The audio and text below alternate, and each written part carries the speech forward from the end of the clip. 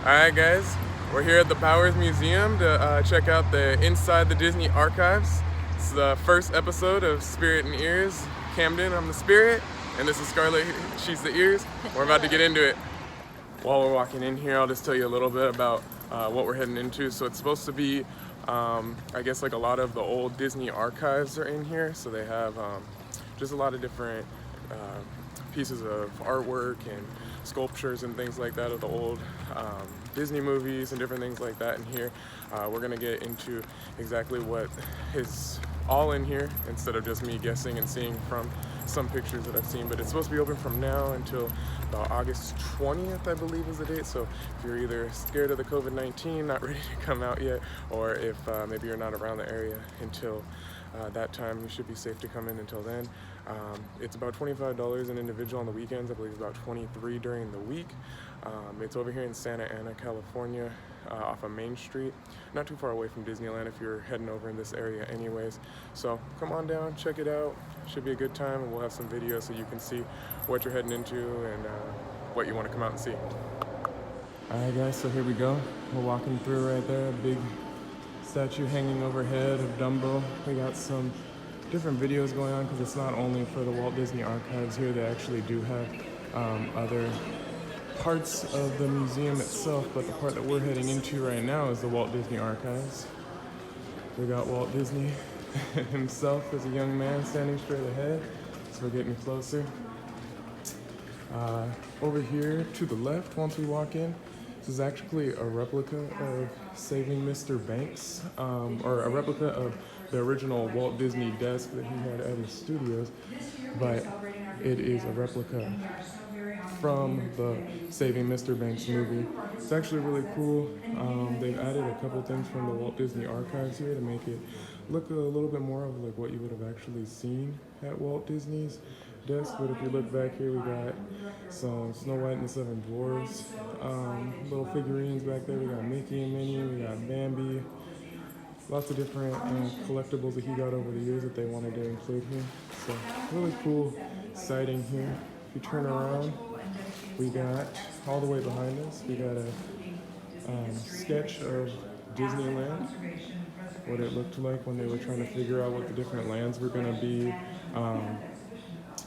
where things were going to be at.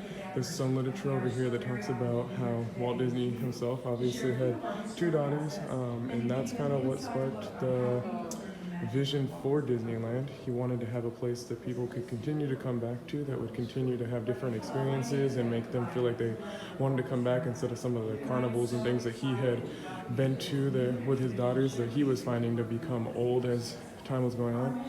I actually have a pretty cool Mickey Mouse sketch through the years right here. Very cool. We're heading into the reading room now. This is Walt himself greeting us. And if you come over here, we actually have one of the old Imagineers sketching tables. These were actually made by Ken Weber, who designed this basically differently than any other sketch tables that you might have seen at the time, that Walt Disney himself put his stamp on to get the most out of his Imagineers, the most that they could get out of their artwork for the different movies and things that they were working on at the time, the different shorts. As you walk in here, lots of different books over here to the left. This one's on different Disney costumes that they had made throughout the years. Some of the history of Disneyland and Disney coming out to Los Angeles and Burbank and setting up his studios. Got different memorabilia over here. This is some of the stuff that they actually had on the sets. Sign for hairstyling and makeup department, a big case that they had here, carrying around the different makeups and brushes that they might have needed. Closed movie site, movie shooting sign here. Got some more Disney artwork. One of my favorite areas is actually called the back room in this museum, and the reason why I really like it is because you get some really good historical merchandise over here. These were the first Disney plushes that we call them today, that were made by Charlotte Clark back in 1930s. These were basically the first one that Walt and his brother Roy signed off on of Mickey and Minnie here. We got another Mickey Mouse plush that was from 1930 that she created. And I guess she started making about, let's see here, it says about $400 a week in a house that Walt Disney had for her to basically just make these plushes and these merchandise for people back in the 1930s and the early 1940s. Really cool historical stuff here. We got a little sculpture or a replica of what we ended up seeing as the Congo Queen boat in the Jungle Cruise attraction here. So that's basically what they started off with, the idea of it. If you hear behind me, I got my son who's now awake. He's ready to go and he's checking out the sights. What's going on, Papa? He's got his Mickey Mouse hoodie on, so he's ready to go. Yeah, you see Mickey over there? Over here we actually have some really cool stuff. We got some employees badges from some of the people that were basically cast members back in the 1950s through 1962, it says here. So it's pretty cool. We got some old theme park tickets from, basically Disneyland back in 1955. I believe that's the one all the way in the back there, all the way to, Tokyo Disney, to Hong Kong Disney, Shanghai Disney, things like that. Magic Kingdom's back there, actually straight ahead as you see. Some pretty cool old school tickets that people had from back then. Another, this is the Engineer Mickey Mouse plush that they have there. But lots of just historical stuff. You can see that they really put the time into thinking about what they wanted to represent here of the Disney brand. This is a business letter from the to the board of directors back in 1952. But yeah, you can just see it says as you're walking throughout here that Roy had really made sure he collected a lot of things that represented the brand very well once his brother Walt had passed. These are some of the prop storybooks for Snow White. We got Cinderella straight in the middle here. And then over here is Sleeping Beauty with all the gems and looking all glorious there. We're gonna head back here now to the Dimensional collections. And this is where you start to get some of the big statues and sculptures and stuff like that. This is, Snow White and the Seven Dwarfs. Let's see if we can get a little bit of a better shot there. There you go. I turned down the lighting a little bit. But just very cool props over here. We have some of the, looks like some of the attraction posters from Disneyland back in the, this is actually from 1969 it says. Pirates of the Caribbean and Peter Pan as well. We got some more sculptures from old movies and props from some of the Disneyland rides and sets. Here's obviously Haunted Mansion, which some posters behind it, some from the old rides. And this is Scarlett's favorite area right here. I'm sure this is the costume collection. We got some really cool costumes that were worn by some of the actual actresses and actors. So we got Elsa and Anna, obviously. Let's see who else we got down here. We got Mary Contrari. Let's see, got some very cool ones over here. I'm sure Scarlett could tell you about more of who these people are from what movies. I'm not really great with costumes myself. This is a computer that they had from Lost in 2004 through 2010.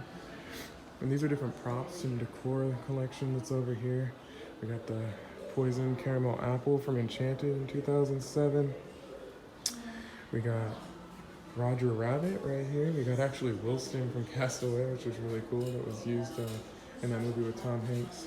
We got a mouse guitar. This is one of my favorite ones here. If I can get the lighting better, there we go. We got Cogwarts from Beauty and the Beast. One was Rainier. And this is actually the teapot from the Mad Hatter's teapot, I should say, from that movie that was made in 2010. Got some really cool statues over here. We got Baloo from the Jungle Book. I guess that's a reference model for them making the different movie sets and things. We got Winnie the Pooh over here from Christopher Robbins. So there's a lot of really cool pieces, historical pieces. We have Herbie as well, which is really cool to see here in this setting. But you can just tell they put a lot of thought into everything here and what they wanted to depict with the Disney brand and the Disney model. You can hear Toy Story going on in the background from Sage watching that, trying to keep him entertained while we go through here.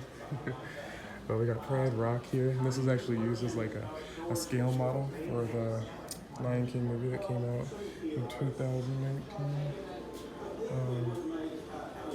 We got some more costumes over here as well, the Maleficent one, more by Angelina Jolie. And we have Queen Ingrid, one in the movie there by Michelle Pfeiffer. So lots of really cool memorabilia. And then if you walk over here, this is heading towards the end of our time here at the exhibit. They have different people throughout Disney history, their handprints frozen in time. Julie Andrews, I believe they had Johnny Depp over here. Yes, Johnny Depp over here. There. And as you're ending your tour, you got Walt Disney here. As the Walt Disney Company keeps moving forward, so will the Walt Disney Archives. We will continue to collect, preserve, and share its rich history with the world and tell the stories of yesterday, today, and tomorrow. Thank you, sir, for all you've done. So this is just outside the gift store here. And as you can see, because of the Walt Disney Archives exhibit that they are having here, they have a lot of Disney collectibles here. This is one of the coolest ones that we found. It's actually vinyls from a lot of the movies and the rides that they have here. One of the coolest pieces that they have. This one specifically. Yeah, this is one that Scarlett found. It's A Day in Disney. It's actually narrated by Walt Disney himself. And it has lots of cool artwork here. Frontierland, Fantasyland, Main Street. So if you're into vinyl, you have somewhere to play vinyl. That's honestly our predicament right now. We don't have anywhere to put it. This is $30. Some of the other ones I believe are they're about $25 here. So really cool designs. Even if you don't have vinyl, you could probably just hang them up if you're just into collecting. There we go, we got Cinderella there. But lots of really cool pieces here. They have a lot of cool books. They have one here that you can see has a sticker book. They have some other ones here that are more historical. California Tiki. Got a little one here. What's actually in that one? It's that little. Oh, okay. They're like little posters. Like little posters from back in the day. Little pieces of art and sketches. Some of they got iWorks there. So lots of really cool pieces. They do have merchandise as far as hats. They have some tote bags over here.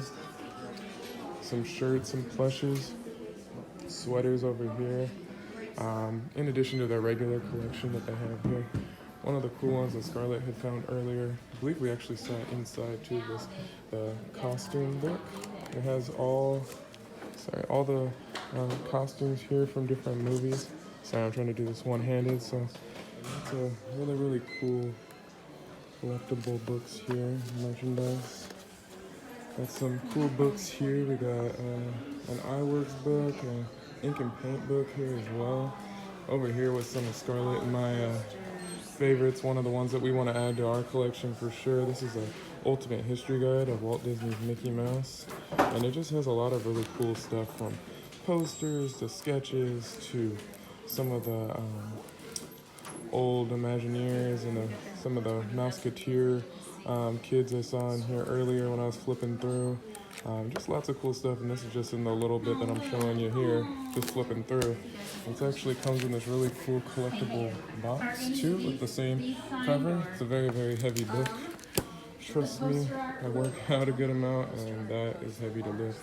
Got a posters book in here as well. A lot of these things are signed books from either whether it's like the Imagineers or people that were in the movies or so on and so forth. So definitely gotta come and check that out. Got lots of merchandise here. They got their plushes over here. Lots of stuff for you guys to come and check out. So if you're in the area, whether you're at Disneyland or just in Santa Ana, come check it out. Bowers Museum off of Main Street. Definitely worth your while. You'll have lots of cool collectibles to look at here, lots of stuff to catch your interest. So come and check it out. You won't be disappointed. All right, guys, that's all the time that we have here. We just checked out the Bowers Museum for Inside Disney Archive here. Hopefully you guys enjoyed what you saw, but before we check out, we just wanted to show you what we're wearing here. I got the Feeling Classic Spirit jersey on with the matching fanny pack here. And Scarlett has on her Mickey shirt, and she has her new Minnie Mouse ears from the 60th year collection. And it has the wand where you can change the color of the ears. I don't know if you can see it on there, but there it goes. Changes it depending on what the wand does. So good checking in with you guys. Hopefully everybody's staying safe. Hopefully everybody's staying away from that COVID-19 and not fearful too much. We're gonna get through this, but it's another episode of Spirit in Ears, and look forward to coming to you live next time from Disneyland when they eventually open up. See you guys later.